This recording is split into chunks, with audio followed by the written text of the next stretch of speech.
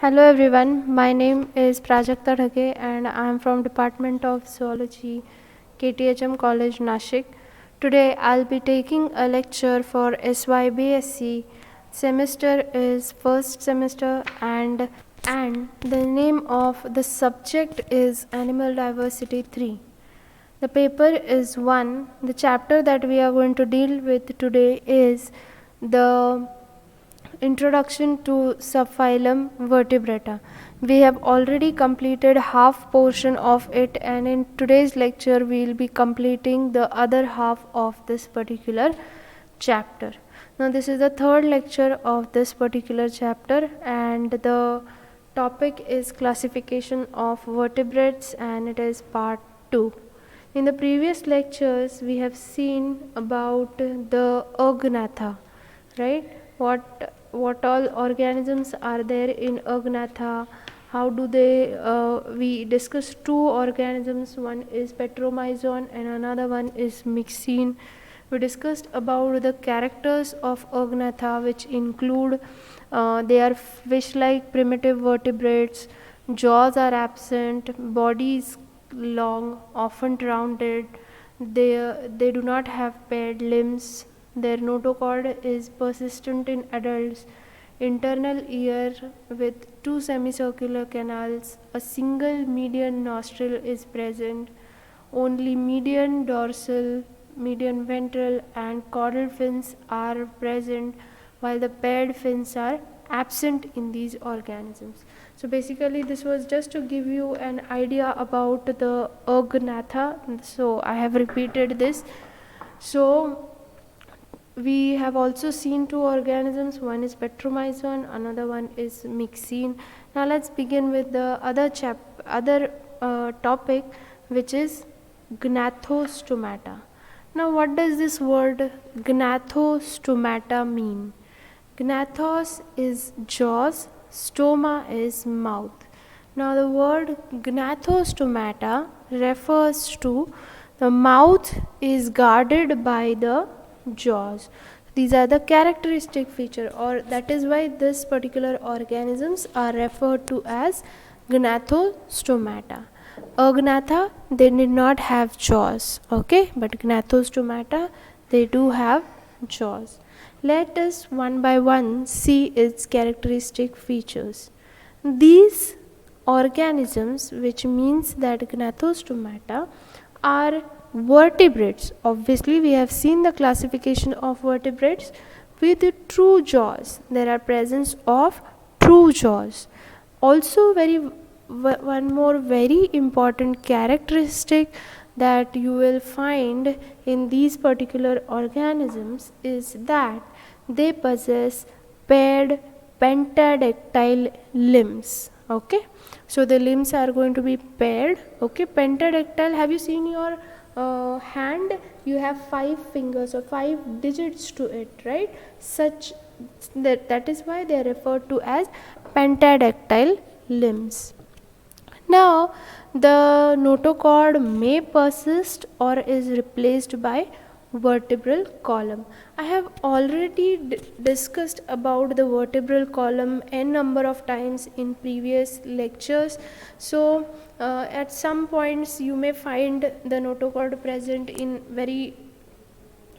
in some forms. You may find the notochord may persist, or it will be replaced by the vertebral column or vertebral column. Again we have discussed n number of times that it may be cartilaginous or it may be bony. Cartilage is not that stronger structure. If you touch your ear, this is the cartilage, but still it provides a structural support. And bones, we are all aware of, we have a vertebral column, and this vertebral column is a supporting system of our body. Now moving on to the next point is that the internal ear with 3 semicircular canals is present. So in these organisms the internal ear has 3 semicircular canals. Now in these organisms another characteristic feature is that The nostrils are paired. Paired nostrils will be seen in these organisms. Nostrils are responsible in many of the forms. Nostrils are responsible for, say, respiration in many of the organisms. Okay, in some of the organisms the nostrils will be there.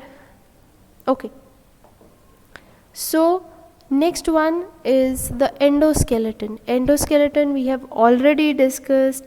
Endoskeleton may be bony or it may be cartilaginous. Now let's move on to exoskeleton. Exoskeleton will be in the form of, say, scales, plates, scutes, then you have shields, feathers or hairs. Scales, we have seen them in the scales you have seen in snakes. You might have seen some snakes. Plates and scutes you will find in some other organisms. Shields, if you have seen the tortoise and turtles, they have the shields. Then feathers are with the birds, and hairs are for humans, not humans, I'm sorry, for the mammals. I was just trying to give the example. Now, pectoral girdle and pelvic girdle are usually present. We are all aware of what is a pectoral girdle and we are all aware of what is a pelvic girdle, right? So these are usually present in these organisms. Now, the next important characteristic is they have closed circulatory system with the heart as a pumping organ. Closed circulatory system, I have already mentioned it in the last lecture. Closed is the blood is going to flow through the veins or the arteries. And who brings about this pumping action? The pumping action will be brought about by the heart itself. That is why it is also called as the pumping organ. Now again, the sexes are going to be separate in these organisms. The fertilization is internal or external. Now you need to understand what is internal fertilization and what is external fertilization. Internal fertilization is a kind of fertilization in which the fertilization will occur inside the body of the female. Okay, inside the body of the female. You have seen cats and dogs, all of them are going to show internal fertilization. Whereas fertilization is external, meaning that if you have ever seen the frog, both the gametes, the sperms or say the ova are released into the water body and outside the body of the female. I know the male grasps the female very strongly, but both the gametes are shed outside the body, and outside the body only you will find the fertilization occurring. See, understand one thing, even if copulation is seen in the frogs, fertilization is going to be external. Female is also going to release her eggs outside the body, and in the very close vicinity, male is also, by grabbing her, the male is also going to simultaneously release the sperms, and thus externally the fertilization is going to occur. Okay. Now let's move on to another point. The females are oviparous or viviparous. We all know what is oviparous, we all know what is viviparous. Oviparous is egg laying females. If you have seen the birds lay eggs, oviparous organisms. If you want to understand viviparous organisms, the best example of viviparous organism is human beings, right? Which give birth directly to the young ones are referred to as the viviparous organisms. Let's move on to some of the examples. Over here you can see Scoliodon, which is called as dogfish. Then you have Labio, this is also a fish. In a common language we call it as Rohu. Then you have Rana, this is the name of the genus, and it is a frog. You have Columba, which is pigeon. You have Gallus, which is fowl or say a cock or a hen. and Felis is lion, Ichthys zebra, and other is macaca, which is rhesus monkey.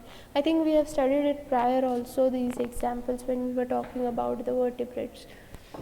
Let's move on to the new point, or the other organisms. We will see the examples of gnathostomata which are included in your syllabus.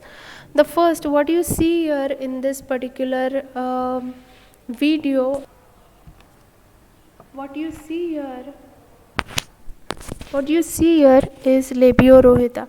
When I am talking about the characters, please have a good look at this particular diagram. Okay, now Labiorohita is also called as roe. Okay, and it is found in freshwater ponds, rivers, lakes, and estuaries. Now this particular organism, it prefers clean water. Okay, it is chiefly herbivorous and a bottom feeder. It feeds on algae and aquatic plants. It frequently comes to the water surface to take air into the air bladder. Body is spindle shaped. It has grayish or blackish color on the back and silvery white or pale on the two sides of the belly. Body is divisible into head, trunk, and tail. No neck is present. Mouth is bounded by thick and fleshy lips. If you can see, the mouth is bounded by thick and fleshy lips over here. Usually, two small thread-like sensory maxillary barbels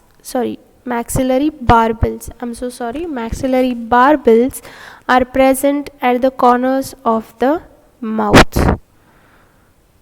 The lateral eyes on the head are without eyelids, but protected by a transparent protective membrane.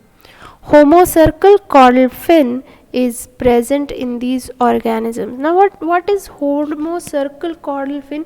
If you see this particular caudal fin, you will realize that it is both the lobes. This is lobe 1 and this is lobe 2.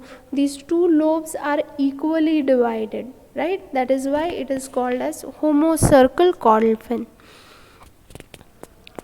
Now these organisms are oviparous, which means they are egg-laying organisms, and they breed in running water from the month of June, or say in the month of June and August. Fertilization takes place externally inside the water. So the first fertilization is external.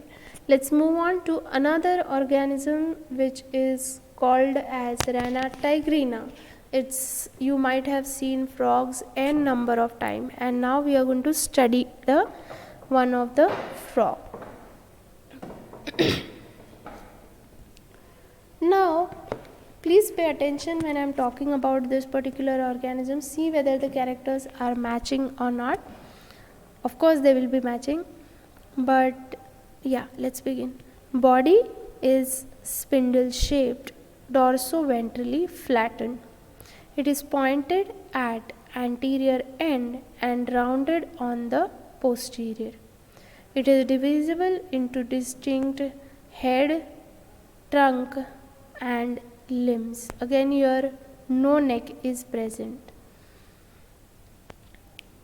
See, these are the general examples, okay, of vertebrata.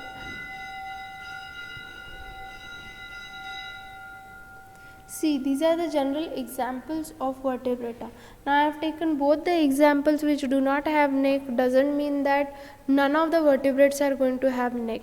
There are vertebrates which are definitely going to have the neck. We also are vertebrates. We are mammals, and mammals come under vertebrates. We do have necks. So there are many other organisms in vertebrata which are going to have the neck. Just don't think that both the examples are without neck, so all the vertebrates will be without neck. No, there are organisms which have neck also. Please do not have any misconception about the thing.